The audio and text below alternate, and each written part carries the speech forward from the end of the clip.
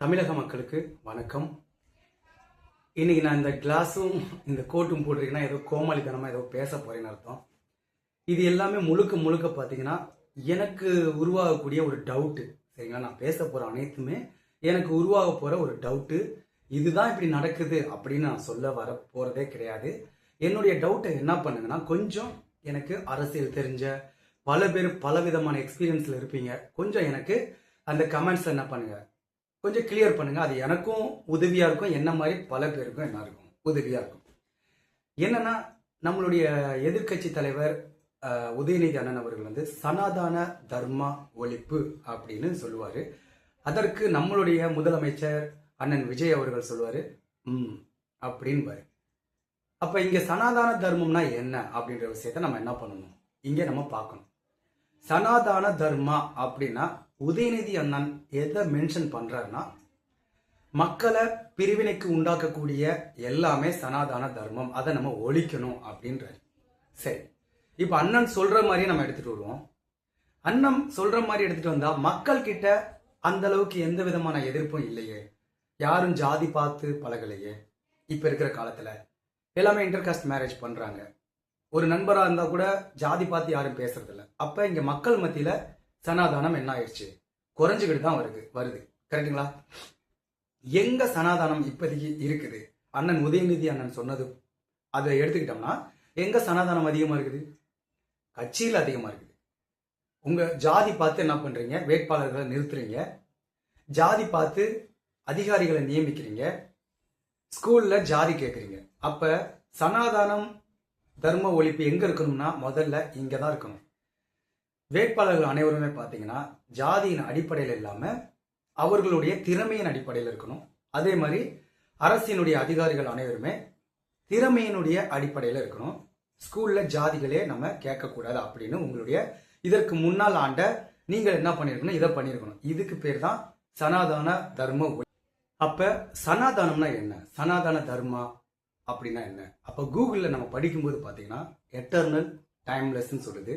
தர்மானா வாழ்க்கையினுடைய முறை, மோரல்ஸ், இந்த மாதிரி பல வகையில சொல்லுது. அப்ப இந்துத்துவால தான் இந்த சனாதன தர்மன்ற வார்த்தைகள் இருக்குது. சரிங்களா? அப்ப இந்துத்துவால என்ன பண்ணப்பட்டிருக்குது, நம்ம வந்து பாத்தீங்கன்னா ஆக்சுவலி இந்த இயற்கையோடு இணைந்த ஒரு வாழ்க்கை முறையை நம்ம வாழ்ந்துகிட்டு இருந்திருக்கோம் யோக முறைகளை பயன்படுத்தி. அப்படின்னா என்னன்னா, இன்னைக்கு எப்படி இந்த பிரபஞ்சத்தோடையும் இந்த இயற்கையோடையும் விலங்குகளும் சரி இயற்கையும் சரி ஒன்றிணைஞ்சு இருக்குது. ஆனா நாம என்ன பண்றதில்ல, அதை விட்டு விலகி இருக்கிறோம். இன்னைக்கு மெட்டீரியலிஸ்டிக்ல அதை நோக்கி நம்ம என்ன பண்றோம், நம்மளுடைய சந்தோஷத்தையும் துக்கத்தையும் நம்ம என்ன பண்ணிட்டு இருக்கோம், வச்சுக்கிட்டு இருக்கிறோம்.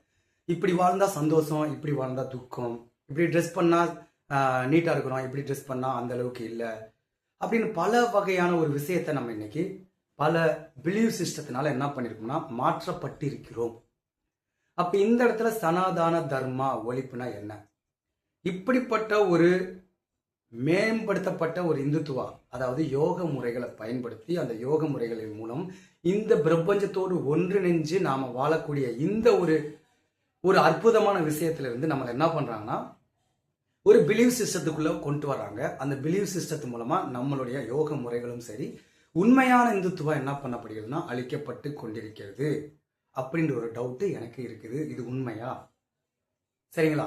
அப்ப இதுக்கும் இப்ப நீ பேச போறதுக்கு என்ன சம்பந்தம்னா, இங்க பாருங்க, நம்ம விஜய் அண்ணா அவர்கள் வந்து எப்படி வந்துட்டு இந்த தேர்தல் யுக்திகளை கையாண்டிருக்காங்க. விஜய் அண்ணா வின் பண்ணணும், டிவிக்கே வின் பண்ணணும் அப்படின்றதுக்காக எலெக்ஷன் ஸ்ட்ராட்டஜி, ஒரு கார்பரேட் கம்பெனி உள்ள நுழையுது. 1000 ஐடிலையும் மீடியாவிலையும் எக்ஸிக்யூட்டிவ்ஸ் இருக்காங்க. 85,000 ஃபேன் கிளப்ஸ் வந்துட்டு விர்ச்சுவல் வாரியர்ஸா டேர்ன் பண்ணப்பட்டிருக்காங்க.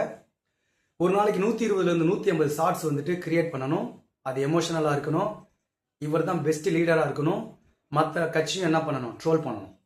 ஆனா இது யாருக்கு அனுப்பப்படணும்னா 18 வயசுல இருந்து 35 வயசு இருக்கிற அந்த ஆட்களை செலக்ட் பண்றாங்க. த்ரூ ஸ்மார்ட் போன் மூலமா அவங்களுடைய உணர்வுகளை டேட்டாஸ் மூலமா எடுக்கிறாங்க. ஃபோன் பே இருக்குது, ஸ்விக்கி, இந்த மாதிரி பல ஆப்ஸ் யூஸ் பண்றீங்களா, அதை வச்சு அந்த டேட்டாஸை வச்சு நீங்க எப்படிப்பட்ட ஆட்கள் அப்படின்னு அதை கணிக்கிறாங்க. கணிச்சுட்டு என்ன பண்றாங்க, உங்களுக்கு அது சம்பந்தப்பட்ட ஷார்ட்ஸ் அனுப்புறாங்க. நீங்க என்ன பண்றீங்க, அதை பார்த்து பார்த்து பார்த்து பார்த்து உளவியல் ரீதியாவே விஜய் அண்ணன் தான் சிஎம் அப்படின்னு என்ன பண்றீங்க, நீங்க மாற்றப்படுகிறீர்கள். ஓட்டு போட்டீங்க டிவிக்கே வேணும். உங்களுக்கு ஒரு விஷயம் தெரியுமா, விஜய் அண்ணா வந்து கேம்பெயின்ல சொல்லியிருப்பாரு, சும்மா தற்குறின்னு சொல்லிக்கிட்டு இருக்கீங்களே, இந்த தற்குறிகள் தான் எப்படி இந்த விஜய் ஜெயிச்சான் அப்படின்னு உங்களுக்கே புரியாம உங்களை சுத்த விட போறாங்கன்னு சொல்லியிருப்பாரு. அப்பவே தெரிஞ்சிருக்குது விஜய் அண்ணா ஜெயிக்க போறாரு அப்படின்னு. பாருங்க, வேட்பாளர்கள் உங்க இடத்துக்கே வந்திருக்க மாட்டாங்க. விஜய் அண்ணாவும் பல கேம்பெயின்ஸ் பண்ணியிருக்க மாட்டாரு, ஆனாலும் இன்னைக்கு இவ்வளவு பெரிய ஓட்டு. ஆனா பல வேட்பாளர்கள் உங்க வீடு தேடி வந்து என்ன பண்ணிருக்காங்க, வாக்கு கேட்டிருக்காங்க. அவங்களாம் இன்னைக்கு காணோம். அப்ப யோசிச்சு பாருங்க, உங்களுக்கே தெரியாம உங்களை எனக்கு ஓட்டு போட்டு என்னை ஜெயிக்க வை அப்படின்ற ஒரு அணுகுமுறைகள் தான் இங்க பண்ணப்பட்டிருக்கிறதோ அப்படின்னு எனக்கு தோணுது. ஏன்னா சின்ன குழந்தை முதற்கொண்டு விஜய் அண்ணா தான் வரணும் அப்படின்றாங்க. அப்ப உங்களுடைய டேட்டாஸை திருடி, உங்களுடைய உணர்வுகளை திருடி, உங்களுக்கு தெரியாமலே அவங்க உளவியல் ரீதியாகவே உங்களுக்கு விதைச்சி இன்னைக்கு இவர் டிவிக்கு வந்து வின் பண்ணப்பட்டிருக்குது. இது மக்களுக்காக நல்லது செய்யறதுக்கு தான் இந்த மாதிரியான ஒரு ரிஸ்க் எடுக்கப்பட்டது அப்படின்னு ஒரு கேள்விக்குறி எனக்கு தோணுது. ஆமாவா இல்லையான்னு. ஏன்னா அவர் கொள்ளையடிக்க போறது இல்லைன்னா பணங்கள் இருக்குது, ஸோ அது பிரச்சனை இல்லை. அப்புறம் ஏன் இன்னைக்கு அவரை இந்த மாதிரியான ஒரு ஸ்ட்ராட்டஜியை ஃபாலோ பண்ணி வின் பண்ண வச்சிருக்காங்க, வின் பண்ணியிருக்காங்க, இவ்வளோ கஷ்டப்பட்டு இன்னைக்கு தமிழ்நாடை பிடிச்சிருக்காங்க. இங்க பாருங்க, ஒன்று சொல்றேன், அரசாங்கத்துக்கு விரோதி யாரு தெரியுமா? எந்த ஒரு மீடியாஸ்ல காட்டாம அவங்கள அவாய்ட் பண்ணிட்டு இருக்காங்களோ அவங்கலாம் அரசாங்கத்துக்கு எதிரானவங்க, மக்களுக்கு துணையானவங்க. இவ்வளவுதான் நான் சொல்ல போறேன். நீங்க அது யாருன்னு டிசைட் பண்ணிக்கோங்க.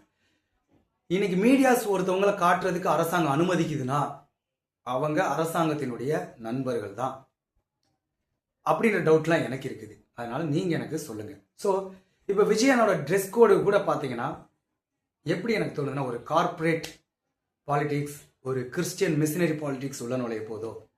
ஏன்னா சனாதன தர்மம்னு உதயநிதி அண்ணன் சொல்லும் பொழுது நம்மளுடைய சிஎம் அவர்கள் ஆமான்னு அமைதியா இருந்தார். உண்மையிலே சனாதன தர்மானா உதயநிதி அண்ணன் சொன்ன அந்த பாணியில மக்களை செப்பரேட் பண்ணக்கூடியதான் நான் சொல்றேன் அப்படின்னா, முதல்ல ஒழிக்க வேண்டியது உங்க கட்சியிலையும் இந்த ஆட்சியிலையும் பள்ளிக்கூடத்துல எல்லாமே தவிர மக்கள் கிட்ட கிடையாது. கரெக்டுங்களா? சனாதன தர்மம் ஒழிக்கப்படணும்னா கண்டிப்பா எம்மதமும் சம்மதமும் சொல்லக்கூடாது, எந்த மதமுமே இல்லைன்னு சொல்லணும். அதுதான் சனாதன தர்மம். உதயநிதி அண்ணன் சொன்னதபடி ஏத்துக்கிட்டோம்னா, அப்போ உண்மையிலே சனாதன தர்மம் இங்க என்னன்னா இந்துத்துவா. உண்மையான இந்துத்துவா என்னது?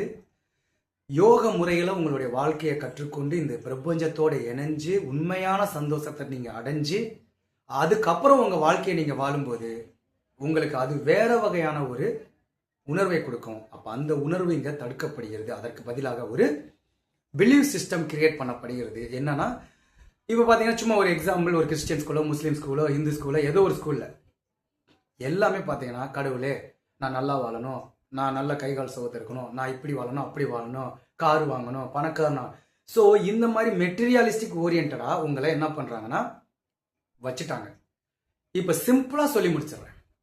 எல்லா எக்ஸ்பிளனேஷனுக்கும் தாண்டி சிம்பிளா ஒன்று என்னன்னா, ஒரு இயற்கையோடு வாழறதுக்காக துடிச்சுக்கிட்டு இருக்கிற அந்த உண்மைத்தன்மைய அழிக்கக்கூடிய ஒரு விஷயமா தான் இன்னொரு பிலீவ் சிஸ்டம் வருது. அப்ப உண்மைத்தன்மையா இருக்கக்கூடிய இந்த இதுக்கு பேர் தான் சனாதன தர்மா. இந்த உண்மைத்தன்மையை அழிக்கிறதுக்கு தான் பல வகையான செல்ஃப் பிலீவ் சிஸ்டம் உருவாக்கப்பட்டு முகல்ஸ், கிறிஸ்டியன்ஸ், ஆரியன், இந்த மாதிரி பல படைகள் வந்து நம்ம இந்தியா மேல போர் எடுத்து வந்து இன்னைக்கு பல வகையான பிலீவ் சிஸ்டத்தை நம்ம கொண்டு வாழ்ந்துகிட்டு இருக்கிறோம். அப்ப உண்மைத்தன்மை நம்மகிட்ட இருந்து விலகி இருக்குது. செல்ஃப் பிலீவ் சிஸ்டம் இங்க உருவாக்கப்பட்டிருக்கிறது. அது இங்க டாமினேட் பண்றாங்க. அப்படிப்பட்ட ஒரு விஷயங்கள் தான் இன்னைக்கு அரசியல் ரீதியா பண்ணப்படுகிறதா அப்படின்னாலும் எனக்கு அது டவுட்டு. ஏன்னா விஜய் அண்ணா இதுக்காக தான் வந்திருக்காரா அப்படின்னா கண்டிப்பா அவர் அதுக்காக வந்திருக்க மாட்டாரு. அவர் வந்து உண்மையிலே பாத்தீங்கன்னா எல்லாத்துக்கும் தெரிஞ்சதான் கிறிஸ்டியன், சரிங்களா? ஒரு கிறிஸ்துவ மதத்தை சார்ந்தவர் தான். அவருக்கு நான் இப்படி பண்ணணும், அப்படி பண்ணணும், அப்படி இருக்கணும், இப்படி இருக்கணும் வந்திருப்பாரு. பட் இங்க அவர் மூலமா என்ன பண்ணப்படலாம்? உண்மையான இந்துத்துவா இன்னும் அழிக்கப்படலாம், மாற்றப்படலாம். ஏன்னா இன்னைக்கு பாருங்க, ஒரு பிக் ஃபேம், விஜய் அண்ணா வந்து ஒரு பிக் ஃபேம். அவர் தான் சிஎம் ஆகணும்னு சொல்லிட்டு நீங்க நினைச்சுக்கிட்டு இருந்தாலுமே அவரை பர்ஃபெக்டா என்ன பண்ணாங்க, எக்ஸிக்யூட் பண்ணி இங்க வச்சுட்டாங்க. முதல்ல ஆன ஒரு என்னது கிறிஸ்துவ முதலமைச்சர். சரிங்களா? இது இப்ப நான் எந்த மதத்துக்கு அகைன்ஸ்டாவோ இல்ல ஒரு மத தூண்டுதலுக்காகவோ நான் பேச வரல. ஒரு உண்மைத்தன்மை இங்க அளிக்கப்படுகிறதா அப்படின்ற ஒரு டவுட்லாம் எனக்கு உருவாகுது. அதனால எனக்கு தெரியல, எனக்கு தெரியாம இருக்கிறனால எனக்கு என்ன பண்ணுங்க, நீங்க டீச் பண்ணுங்க. இத்தனை கேள்விகள் எனக்கு இருக்குது. சரிங்களா? ஒரு உண்மையான இயற்கையோட பிரபஞ்சத்தோடு இணைஞ்சு வாழ்ந்து வந்த நம்மளுடைய முன்னோர்கள் கற்றுக் கொடுத்த இந்த யோக முறைகள், இந்த இந்துத்துவ முறைகள் பிலீவ் சிஸ்டம் என்ற ஒரு சிஸ்டத்தின் மூலமா அளிக்கப்படுவது சரியா தவறா அப்படின்றதான் என்னோட கேள்வி. இதைத்தான் சனாதன தர்மான்னு கூகுள் இருக்குது. ஆனா உதயநிதி அண்ணன் சொன்ன சனாதன தர்மா வேற மாதிரி எனக்கு தெரியுது. நீங்க சொல்லுங்க இந்த வீடியோவை பத்தி. நன்றி, வணக்கம்.